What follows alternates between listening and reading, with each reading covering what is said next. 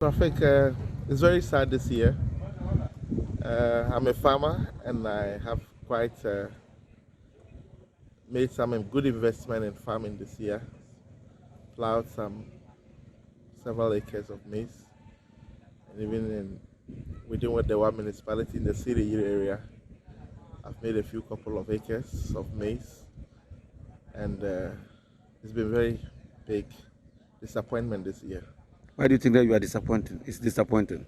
Hey Rafik, as you are aware, the impact of climate is hitting hard, and this year was really quite devastating.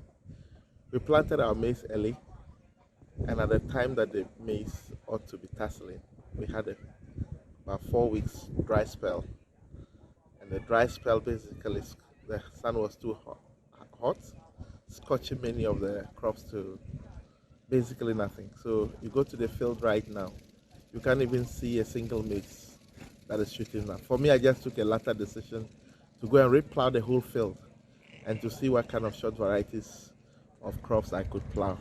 But essentially, it's a huge loss for me this year.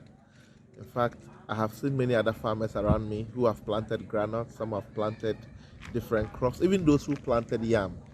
You could see clearly that they have lost all their fortunes. So for me this year, it's really very difficult, and I can imagine that we're probably going to have some severe food shortages, particularly maize. If I just had moved to the Sisala area where I come from and have also made some investment in farming, and I can see many of the farmers crying, seriously. In fact, I've seen large hectares of maize that have been wasted completely because of the dry spell and no means to irrigate those. Game show. Let's have a conversation on the hopelessness and distress as vain labor stares at farmers in 8 regions of Ghana due to the dry spell triggering calls by the affected farmers for an urgent government intervention to mitigate the losses and prevent further destruction of crops and farmlands. How do we confront the situation that wields all the potential to affect the food security of the country? And also, farmlands along the Boku East and Talensi districts are beginning to feel the impact of that Bagri Dam. All things important in the agricultural sector. A conversation this morning is with the former General Secretary of the Ghana Agricultural Workers Union, Mr. Edward Karewe. Thank you so much for joining us this morning for breakfast. Yeah, thank you for having me this morning. Yeah. Yeah. Right before we went on, you were telling me about the discrepancy between using the term dry spell and drought. Why do we call it dry spell in the first place? Well, what is important for all of us is that there is no rain. And the rain has been prolonged. Yeah. Prolonged to the extent that crops are drying up. Mm-hmm. That is drought.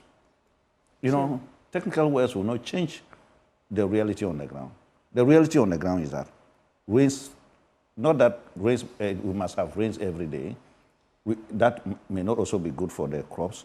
But when you have a long period of rain, lack of rain, to the extent that crops are drying up, what do you call that one? It's drought. Yeah. It's drought. So We this went was, from dry spell, huh? I don't know, but it makes no difference. Right. And then again, you should use the language that the people know. Dry spell means what? Is it some spiritual something? Magic spell. Someone cast a spell on us. No, it's not the case. Yeah. Yes. So we're experiencing drought. Yes, experiencing drought. Right. Yes. Okay, let's start this conversation then. I mean, northern Ghana is heavily dependent on rain-fed agriculture, and it makes it vulnerable to climate's variabilities. And these reports are indicating that there's a reduced crop yield and increased food insecurity. So first, can you give me an overview of what the challenge really is in these 8 regions and how the challenges have evolved over the years? Well, thank you once more for having me on the program. It's just that we have the country. The country has geographical zones. The southern part, and then the northern part. Then we have the middle belt. Then we even have the western part, where you have more heavier rains than Greater Accra, which is also a southern part. So if you look at the northern part, it's more savanna. Yeah. And what that means is that it's mostly grassland, you know, and the land is also leveled, you know, very even. So you can apply certain agricultural machinery there, tractors, combine harvesters, because they can run. You know, the land surface is flat. But it's good for, because of the soil nature, it's good for certain crops like legumes, maize, rice, beans, and so on and the rest. Now, it's not today that we know that the northern part of the country does not have rains. It has only one season. And then the southern part has two seasons. And the southern part, it has major season and a minor season. Yeah. And the minor season coincides with the only season with the northern part. That is getting to the end of the year. So the northern part generally has been dependent on rain agriculture. Yes. And you can see that in the 1970s, under the military regime of Achampong, he decided to build major dams in the north, you know, You're talking about the Tono and Tia projects? Yeah, Via. Via. So he built those ones. There was also Botanga Dam, which is also at the northern part. That's the Tamale areas. Now, so you can see that drought is not something new to us. When we were kids, we saw it. The time when the rains are not there. Yeah. Then we could also hear sometimes our parents are going to consult the gods so that rain will come and so on. We heard about those things. So drought is not something new to us. And I think it was based on that and the quest of Ghana to develop and to industrialize, to be self-sufficient, to look inward and then to say that we want to have import substitution industries. That is why I believe they constructed the dam. First, to drive away poverty, and secondly, to grow foodstuffs and things for industrial purpose. Right. So it is not something new, but then the climate change has aggravated the situation now. The rains are no longer predictable, And that's the challenge now. That is the challenge. When you expect rains in May or in April, they will not come. When you expect them, because you can read the weather, that when the rains start, they start with some storms, and then fade out into, then there will be some break, allowing the farmers to clean up their farms. You could predict all those things. From everything you're saying, you can infer that the irrigation potential of this country is underutilized, right? And if that is so, despite the existing schemes like the, Tono and Via irrigation dams and this halted Walugu Dam and so forth and so forth, what is the current state of these projects and how are they serving their purpose then? Well, some of us even did, when we were young, we leave school and then during the long vac, we go to Tono and take part in this type of planting of, crops and so on to get money and go back to school. So certainly, so it has been a savior, not only for the farmers, but people who were going to school. You need money, support. So it has been a great thing. The dams, over the period, they have a lifespan, and they need to be rehabilitated. I think from 2017 to date, the Tono Dam has been rehabilitated.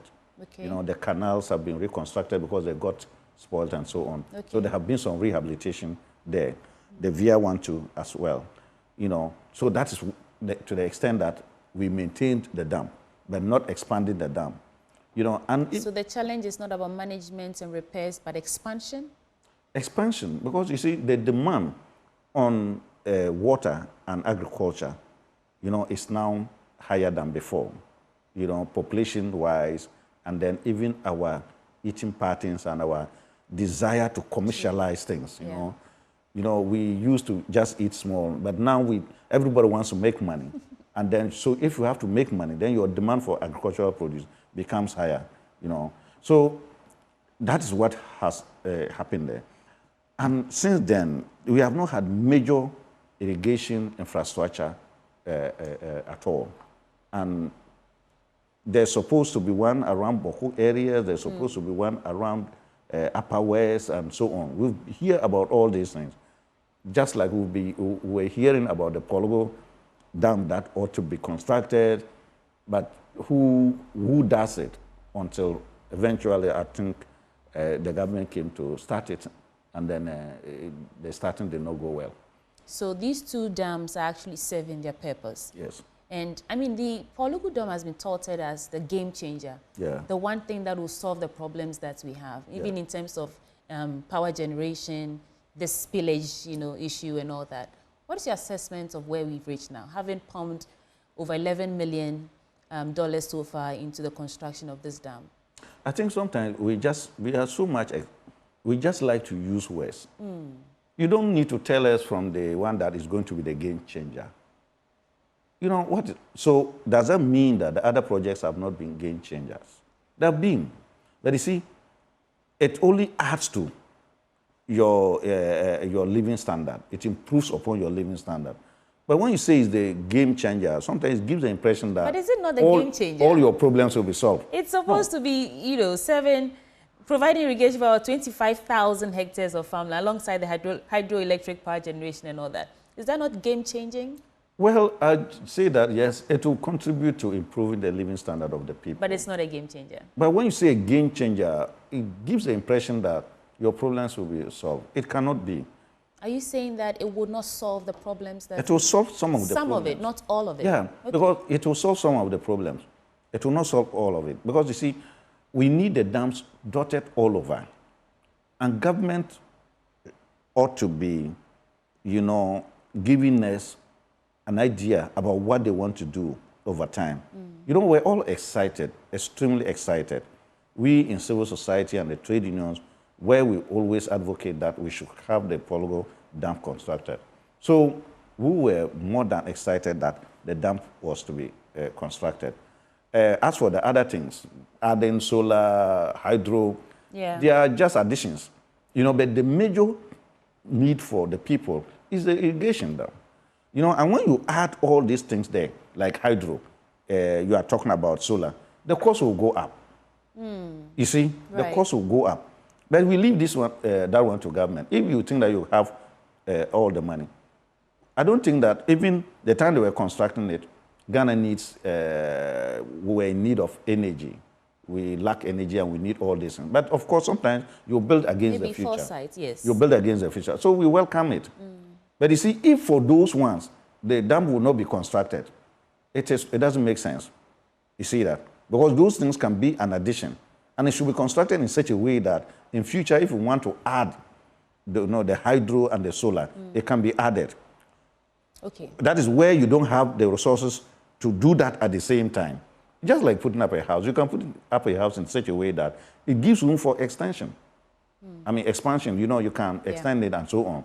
If you think that you have got all the money, you put up the house, including the intended extension, then you do so. But if you don't have the resources, you only make room for it. What's the latest information you have on, the progress of this Polugu Dam? I mean, although you just 2 weeks ago you left office as General Secretary, but I'm sure you have some information.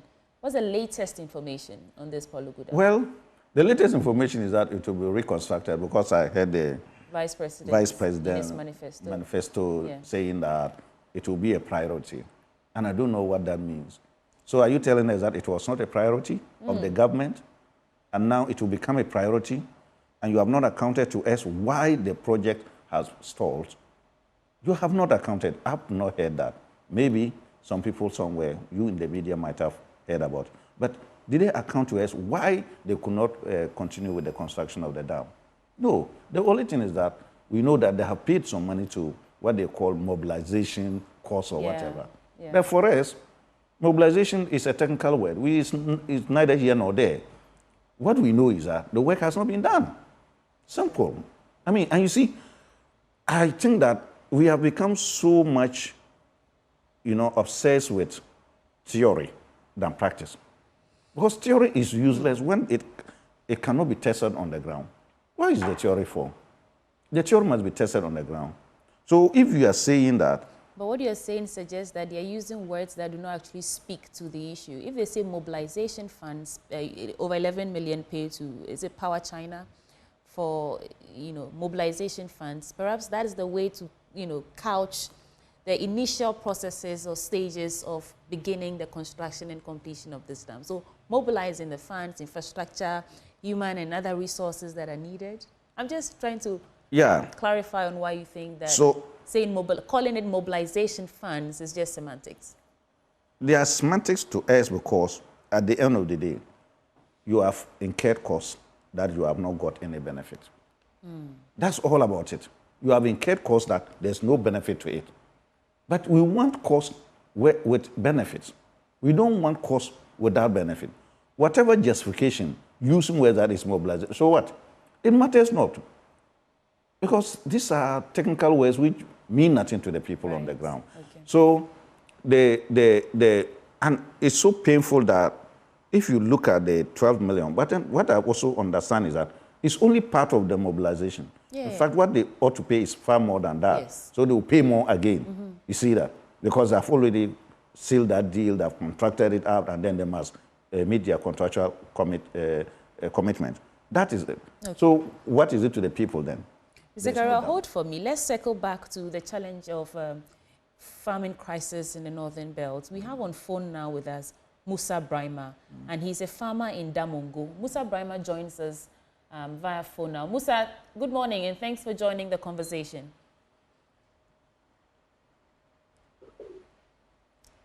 Musa, can you hear me? Hello, good morning, madam. Yes, great. So, first of all, you are a farmer in Damongo, correct? Yes, please. What do you farm? What are your what do you farm? Madam, I farm maize. Okay. And how is the current crisis, the drought, affecting your farming activities in Damongo? It's about the rain crisis. Because we plant early, then the maize started to settle the seed, and the rain has stopped more than 2 months ago. So because of there is no rain, all the farm make useless.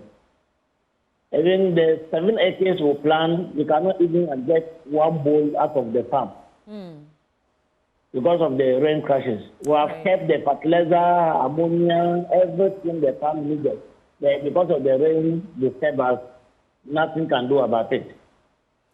How much do you stand to lose so far? How much have you invested into this farm that is now being destroyed because of this drought we're experiencing? So far, I've used 27,000. 27,000 Ghana cedis. 27,000 Ghana cedis.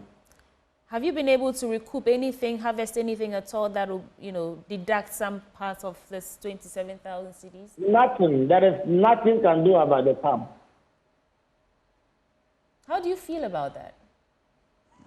Madam, what you can do? You feel bad, but there is nothing you can do about it. And what's something like this? Okay, more. It's not me alone. A lot of people. Right. So you'll be thinking that maybe next year either you will farm or not, because you don't know what is going to happen next year. And where are you going to get the money back to farm next year?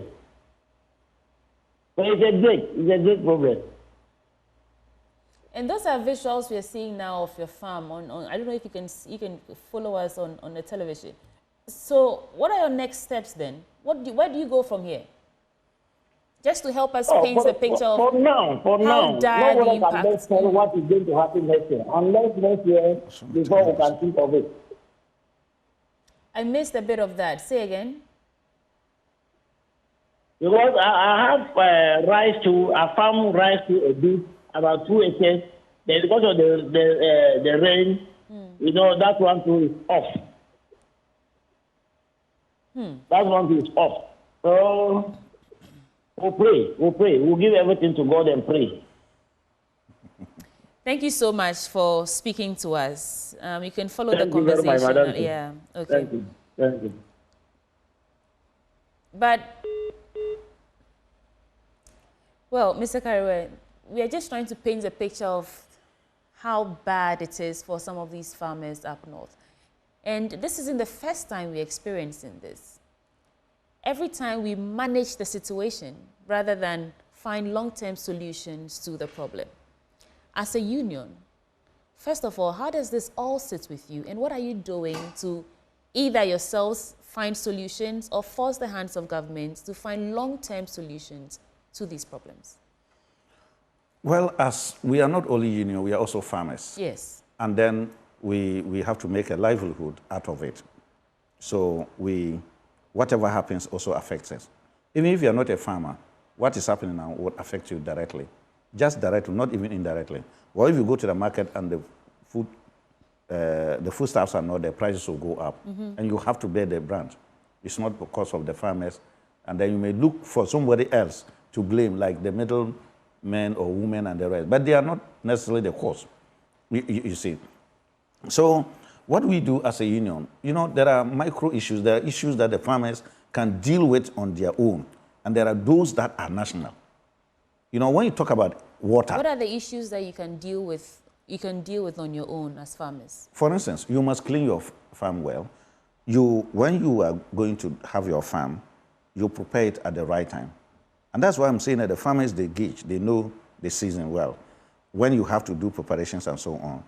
So you can see that when you get into a community, you find out that the community at a particular time, all of them are cleaning up their farms. They are preparing to crop. They plow, they do everything. They know. And the rains come. And the rains, there are some early rains that will come, but they will not crop because they know these are deceptive rains or these are accidental rains. They will not be follow-up rains. So you don't plan that. So the farmers know this because that is what they do all the time. So they clean their farms well. You have to weed. You have to apply fertilizer at the right time and so on. Those things are individual farmers' responsibility to do so. And then what are the responsibilities of government, or which of these issues that the government can fix for you? One, farmers cannot produce their own fertilizer. They don't produce their own chemicals, even though to some extent, when they have their compost, is good. But once you are talking about fertilizer, they cannot do that. Now you are talking about certified seed, which you are encouraging farmers to grow. And when they are waiting for it and they don't get it, then they have lost the opportunity to have prepared their own seed. You see? Because they have the false hope that, there is seed that is coming, it is available, and then when it gets to the time of planting, the seed is not there. Or they go and pick a seed that tends to be grain. There's a difference between grain and seed. You see, they look the same, similar, but then what the difference is that the germination rate. If you plant the grain, then the germination rate is low. But if it's the seed, then the germination rate is high. And when the germination rate is high, your plant population is also high. And when your plant population is high, and all other things being equal, then it means that your output will be more than a farm where the plant population is low. You see? And once you plant and the germination takes place, some of the crops you cannot go back and plant again. Well, when you plant, there will be distortion. Those that have germinated first will grow up and leave the rest behind. And then they may not do well. So you can't have a uniform farm, and then it will affect your output. So that is why it's important to have the right seed so that the germination will be good, and then the crops will grow evenly. That allows you to have a good yield. So that is what it is. Now, the national one is that, because you see, what is the essence of all this, our governance, all of us, and so on, is to make sure that individual tastes and interests and actions are moderated. They are moderated. Standards are set by national policies, and then get people to comply with the standards. I'm a unionist. When you go to the workplace, there are some people who think that they take their lunch at 10 o'clock. There are some that think that they will take lunch at 3 o'clock. But at the workplace, they say, no, you cannot choose when you leave your desk to go and eat your lunch. You go for lunch 12 o'clock or 12:30 and return 1 o'clock or 1:30. True. So it standardizes everything. So the same thing, government policies direct all of us where we should go to. You see, and in farming and agriculture, that is what is happening. So when government came with the Planting for Food and Jobs program, it set a certain standard. Please, I want to give you certified seed. I will also supply you fertilizer. You have not been putting enough fertilizer on your fields. 1 acre, you need this number of fertilizer bags to put there. So, Mr. Garrett, where would you say, in your submission and everything that you're listing out, where would you say that government has overpromised and underdelivered? Well, government has overpromised and underdelivered. One, if we take the Planting for Food and Jobs program, fertilizers and seed, government has said that they will deliver seed and inputs to, or fertilizer to farmers at 50%. First, they started with a 50% cost. But as the years go by, government on its own began to reduce the subsidy. What reason did they give you? They didn't give reason. It is only when you do the mathematics you now see it. They were just quiet about it. You see, it moved from 50% to 36%. From all the way to 36%? Yes, 36% to 15%, and to almost 5%, and then zero. So now it's zero? Of course. I've just had some information where government has decided to send fertilizers to the districts to be distributed to farmers. And if you see what they have sent, completely, look, it's going to be a total mess. You are giving it to politicians, and you are saying that they should, using their own discretion. The seeds were given to politicians. No, the fertilizer. This is a letter from Minister of this is a letter from Minister of Agriculture. It was dated 9th July. Actually, just hold for me. This is interesting. Let me engage Dr. Charles Nyaba. Yes. He joins us now. He's the former executive director of Peasant Farmers Association of Ghana. Mr. Nyaba, thank you for joining the conversation.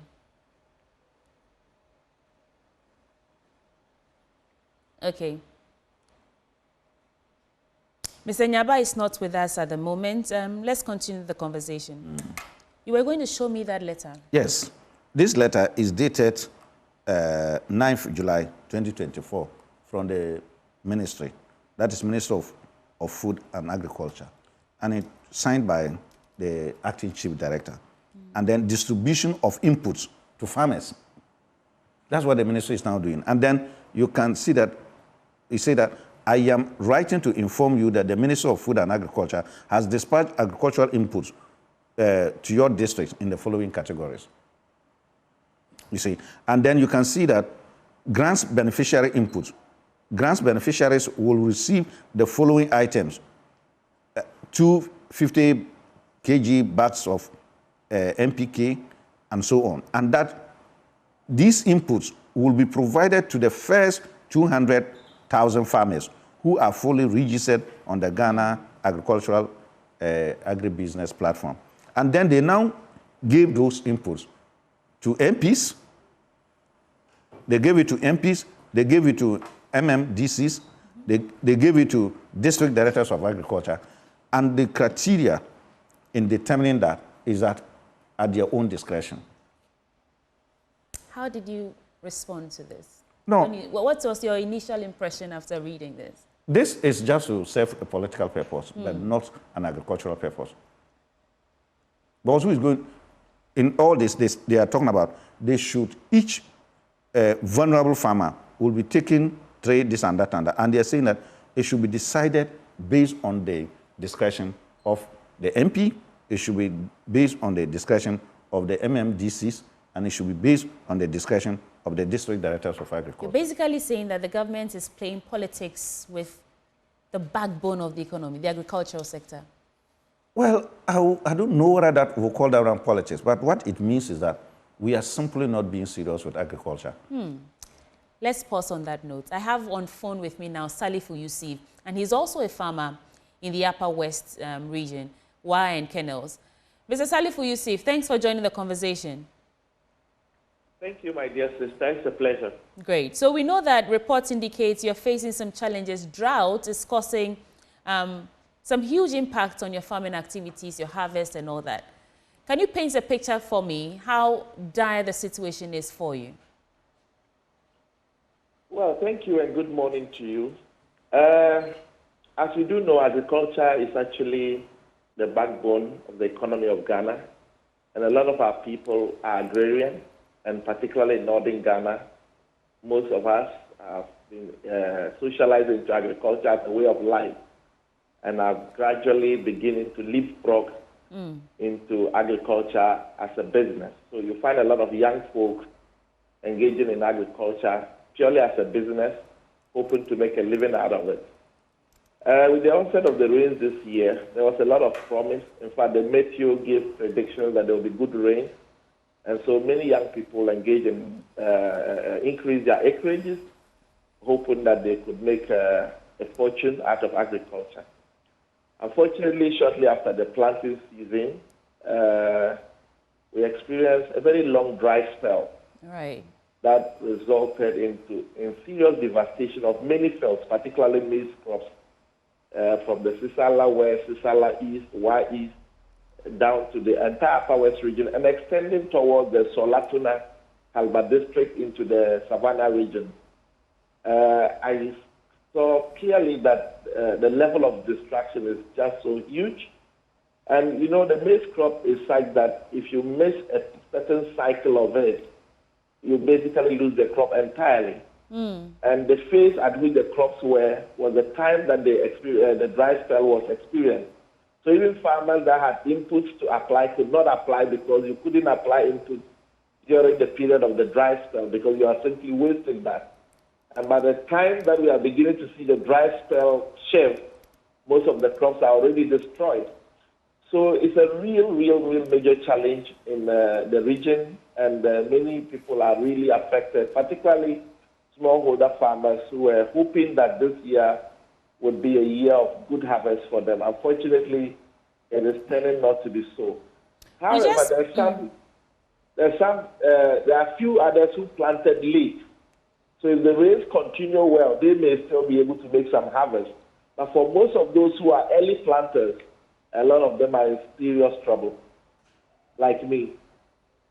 So we spoke to Musa Brahima a few moments ago, and he said he stands to lose 27,000 Ghana cedis worth of investment with this drought and the impending challenges. How much have you invested so far? Well, I've invested quite a lot in 2 different farms and also supported a few other outgrowers to be able to pay me back when they harvest. But right now, as I speak, my investment, which is quite huge, in the region of almost 100. If I add the outgrowers that I supported, almost about 150,000. 150,000? Yes, including the support that I've given to some outgrowers, hoping that they'll pay me when they harvest. When I look at the situation, it's really quite very in a sorry state. And is this money, hold for me, Mr. Yusuf, is this money coming from you as an individual, or did you have to rely on some external sources and loans and all that? This money that you stand to lose? Last year, I did some, last 2 years, I invested in soybean, first also producing it myself and also invested in outgrowers. The recoveries I made, I sold them not very long ago to some buyers. Even at a price that wasn't so fair to me. And now I thought that that money can be plowed back into supporting some outgrowers and also looking at producing some of the crops myself. Unfortunately, it doesn't appear that that investment would be recoverable because of the level of this destruction that I've seen. Particularly, most of those I've supported, and also my very own farm that I've done. I can see that the losses are simply unimaginable. What do you need as we speak? How can we help you? How can the government, if they can hear you right now, and I'm sure they're listening to you, what do you need? You see, it's not just about me, it's about the entire agricultural sector. Yes, all of you. What do you think? For me, Ghana needs to, as a country, we have failed woefully in terms of our agricultural policy. You know, in agriculture currently, agricultural insurance is something that is trying to start up, but there's nothing very meaningful in that area because of the level of rates. If we look at the government direct support to agriculture, it's largely ridden with corruption, and in fact, the actual farmers never get to benefit from the government policy. So you look at the government of Ghana budget in agriculture, very huge. Yeah. But you are still tracking the money and where it's going. You realize that it's not really getting the areas that really need that money. I overheard one of your panelists talk about the government fertilizer subsidy policy and how it is even being rolled out now. And I've heard complaints in some communities that even when the fertilizer came, the people who are distributing it basically use that as an opportunity to buy votes. So they are looking at party executives, zonal executives of various political parties and constituency executives, looking at the ward executives, and all of those things. And in fact, most of these people collect it, and they tend to sell it to other people who really need it. So you see clearly that we have misplaced priorities, the means of implementing government policy is really riddled with all kinds of corrupt practices, and the real farmers who need the services don't get to benefit from it.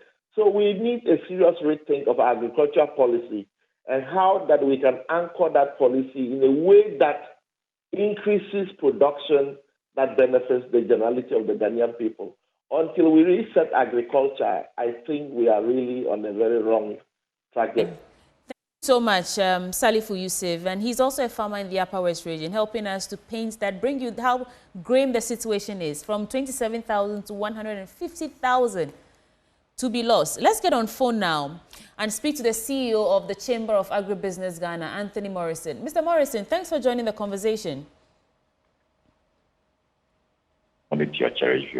Great. Mr. Morrison, I'm sure you've been following the reports and the sad stories of farmers losing their investments and all that. First of all, how does it all sit with you? What's your assessment of the situation? Okay, so what is on the ground is that we've experienced a long spell of drought. And this is as a result of, according to the Meteorological Services Authority, the movement of water or something across the northern part of our country. But unfortunately, this is being felt across the whole country. Yeah. This is not only limited to the northern regions. We were in the southern sector, Eastern Volta and Greater Accra farming areas to experience the situation ourselves. And some of our team also went to PA and the northern part to also experience this.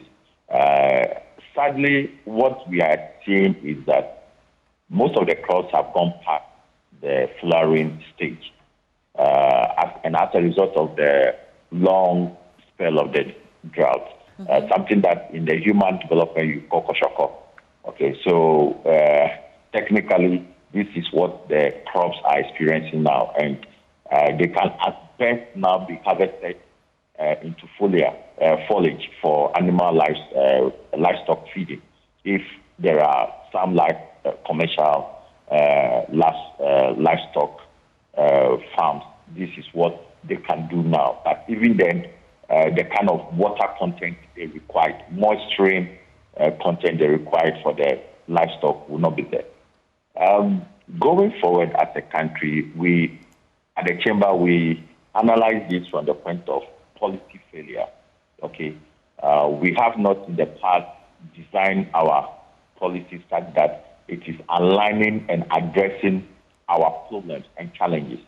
For instance, the 574 dams that were supposedly constructed by the Ghana Irrigation Development Authority, if they are available now, or at the time that the drought started, we started experiencing the drought, what they should have done was to deploy generators and pumps and also pipes for this water to be, moved and transported to these affected and identified farms. Right. But because these projects were actually not done, the one dam, one village, or one village, one dam are not even visible. What we are also looking at is that the failure of government institutions such as MOFA and the Meteorological Service Authority to put themselves into a mitigation or coordinating to inform farmers about the prospects of this season's production, how the rains are likely to come or otherwise. Nothing of this information came out. So that was why the Chamber of Agribusiness is calling for two strategic things. Right. One, to, as a country, develop the Ghana Agriculture Emergency preparedness strategy. We need that as a country because that is how we can be competitive and develop risk mitigation systems in the agriculture sector. And two, once that strategy is ready, we require to have the Ghana Agriculture Risk or Emergency Coordinating Agency, which will be made up of Mr. Morrison, hold for me, please. The research institution. Mr. Morrison, if you can hear me, hold for me. Yes. You said we need to develop an agricultural structure, but we already have the Ghana Agricultural Sector Investment Program. We have the Food and Ghana Agriculture what? Ghana Agricultural Sector Investment Program. Are you aware of that? Look, I'm the CEO of the chamber. Understand and work with those policies. That is not an agricultural risk preparedness strategy. When we say an agricultural risk preparedness strategy, it's different from what you are referring to, the Agriculture Investment Program. Is what we call the FASDEP. Okay, we have the FASDEP and the META. In Ghana's agriculture sector is divided into two. We look at the CADEP, which is the Comprehensive Africa Agriculture Development Program. Right. Then we look at the META Medium-Term Agriculture Sector Investment Program. Then we also look at the FASDEP, which is the Food and Agriculture Investment Program. So those are the things you are talking about. Those are the policies that run.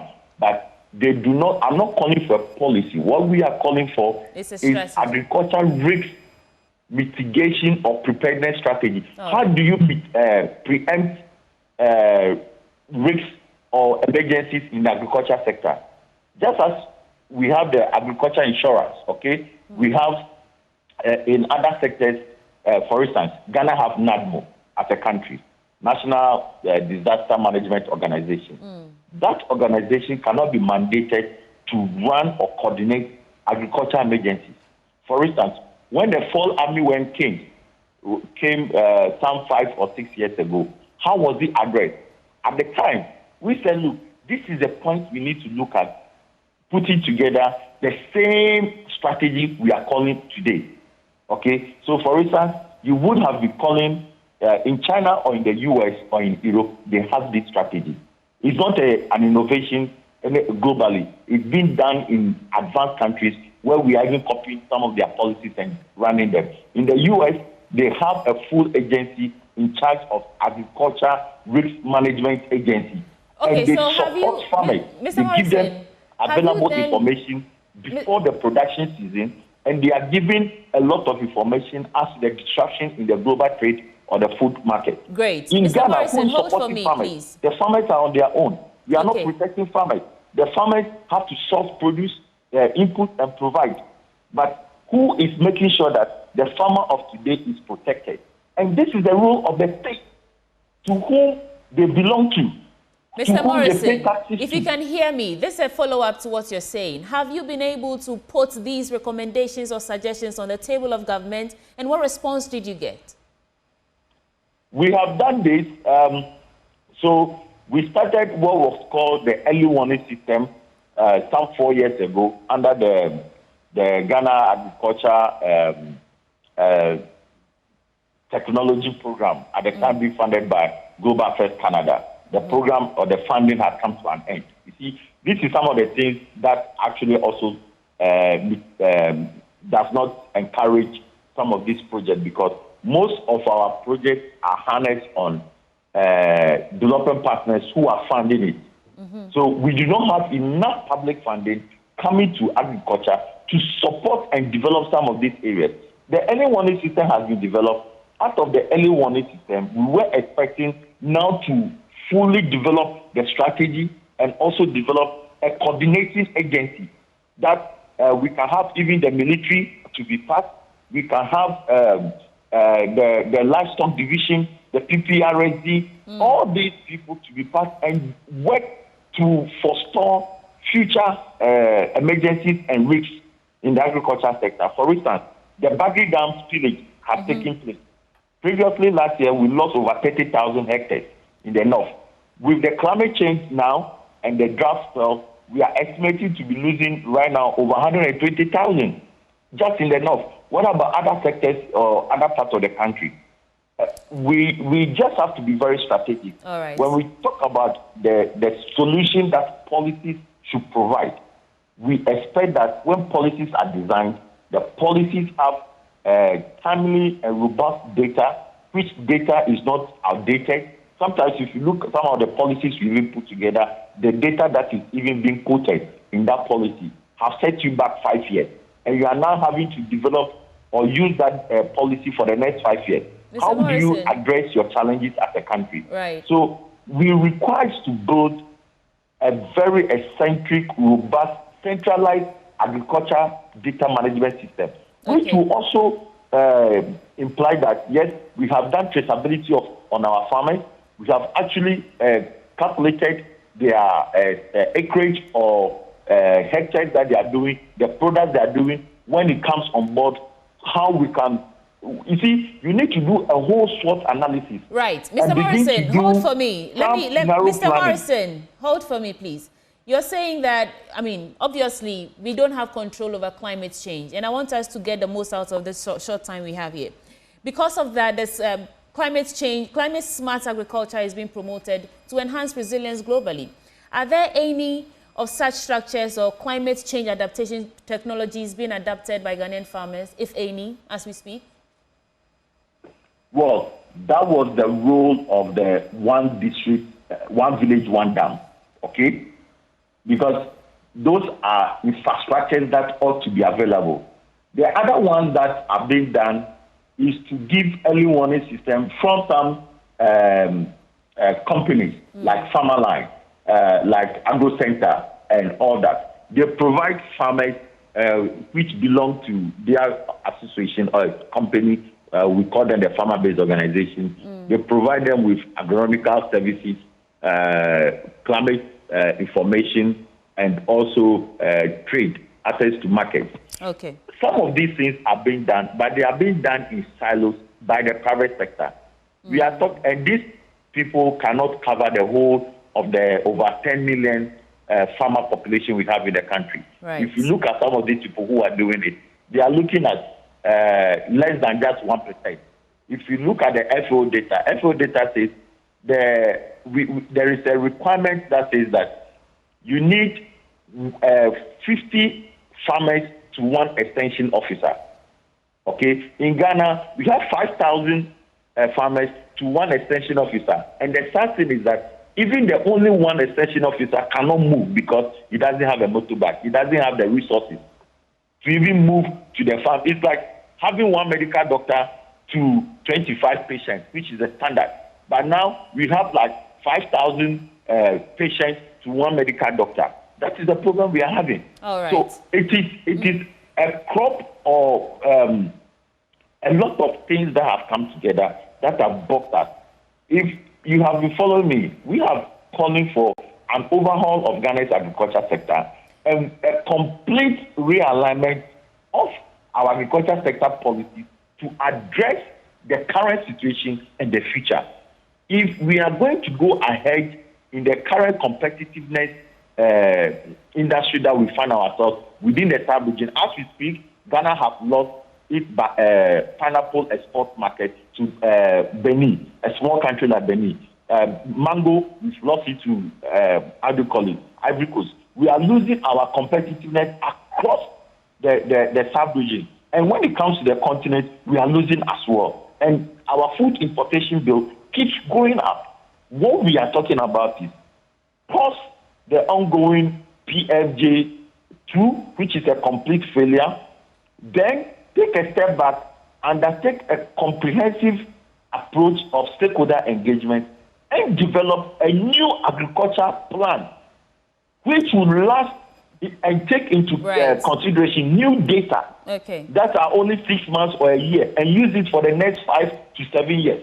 That is how we begin to address our issues. Mr. Morrison, we do have to go, so just let me, one last question and then you go. So from everything that you're saying so far, how would you evaluate government's intentionality to the agricultural sector on a scale of 1 to 10? How would you rate government so far? The attention they're paying? Well, it's been a failure. It's been a failure. PFJ1, PFJ2 have not really addressed our issues. Our food importation bill keeps going up. Now, you also look at the farmer Please make this brief economic for me. support interventions. Yeah. The farmer have also not benefited from this project.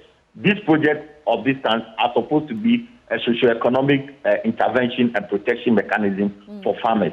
But farmers have really not benefited from this. So it's a 0 for you? For me, it's only benefited the politicians. All right.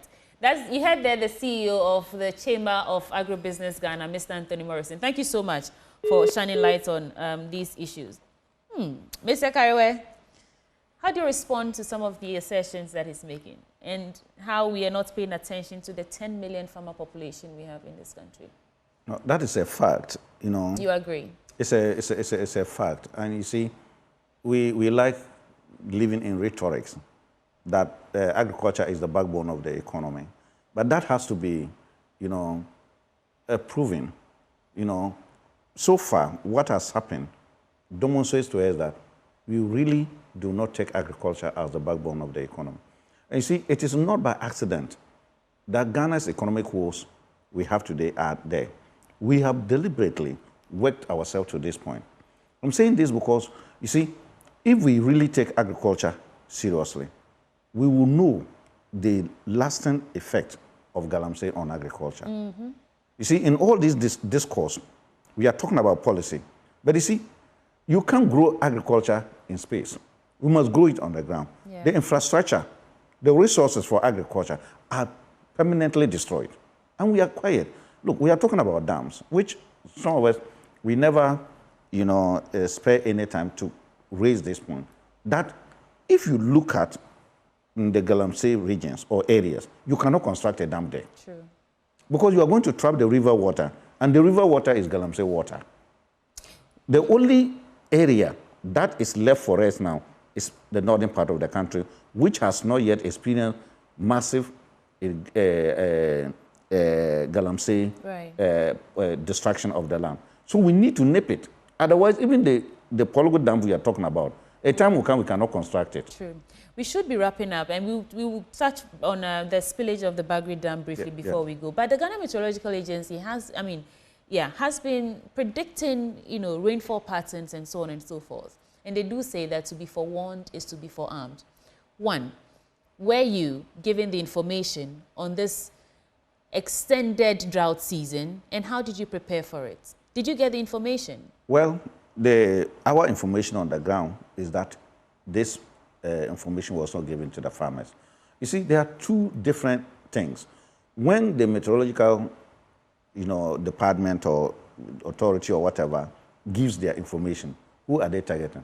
When they come on TV and just mention it to who, if you are not watching at that time, then you don't hear the information. Okay. You know, we need to get that information, get Minister of Agriculture, Minister of Information, or the government institutions in the districts to bring that information to the knowledge of the farmers. Okay. There we are dealing with situations, but not just talk on air and expect that, oh, they've said it. Mr. Gary, hold for me. Let's focus on the spillage of the Bagri Dam. And we have Jerry Asameni on phone with us. He's the Regional Director of NADBO in the Upper East Region. Mr. Asameni, thank you for joining us this morning. Thank you. Good morning. Good morning. So, as we speak now, what is the current impact assessment on the spillage of the Bagri Dam in the Upper East Region? Yes, I think... Specifically Zebila and its enclaves. Come again? Specifically in the Zebila and its enclaves. What is the impact assessment? Yeah. As we are talking, our zonal coordinators are on site, and they are reporting that the water along the river banks is reducing. What we are suspecting is that they have rather done what we call the control spillage management, or management of their spillage. They have not let out, open all the floodgates. They're opening 2 or 3. But as at yesterday, the levels of water, zonal coordinators use specs, and today the water has reduced, gone down below the specs that they have listed. It has been raining the whole day. I mean, last night it rained. Bolivar, for instance, is still raining. So we are suspecting that the waters that are lying all over are not the effects of the spillage of Bagre Dam. It's the rain. I think they are doing controlled management of the spillage. Have you had We are reports not of... getting water from the spillage to flood the banks. No, that is not what is happening. You're saying that the reports we've heard so far of lands and livestock destroyed is not as a result of the spillage of the Bagre Dam?